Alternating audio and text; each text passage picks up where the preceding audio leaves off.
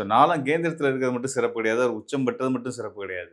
அங்க இருந்த மாரி அவருடைய பார்வை உங்க ராசிக்கு 12ஆம் இடத்துல இருக்கக்கூடிய 7 சனின்னு சொல்லக்கூடிய சனி பகவானுக்கு அவருடைய பார்வை கிடைச்சிட்டு இருக்கு. ஸோ சனி வந்து குருவுடைய பார்வையில இருக்கும் பட்சத்தில வந்து கண்டிப்பான முறையில அவர்னால கெடுதி செய்ய முடியாது. அவர் முழுமையா யோகத்த மட்டும் தான் செய்வாரு.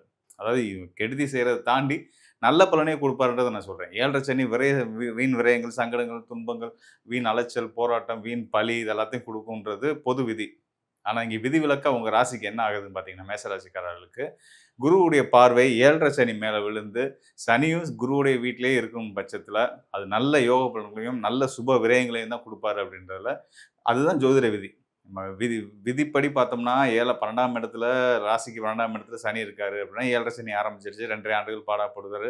அதுக்கடுத்து ஜென்ம சனி, அதுக்கடுத்து பாத சனின்னு வந்து மொத்தம் 7 1/2 ஆண்டுகள் வந்து அவர் தொடர்ச்சியா இருப்பாருன்றது கணக்கு. ஆனா, இங்க வந்து பார்த்தீங்கன்னா, நம்ம விதி விலக்குகளும் எடுக்கணும். அப்படி பார்க்கும்போது, விதி விலக்கா சனி பகவானுக்கு வீடு குடுத்த குரு பகவான் 4ஆம் கேந்திரத்தில உச்ச பலம் பெற்று, அவர் உங்களுக்கு முழு சுபத்துவ தன்மை, பாக்கியத்தங்கள அள்ளிக் குடுக்கக்கூடிய கிரகமா வந்து, அவருடைய பார்வையும் 12ஆம் இடத்துல இருக்கக்கூடிய சனி பகவானுக்கு கிடைச்சிட்டு இருக்குன்ற பட்சத்தில, சனி உங்களுக்கு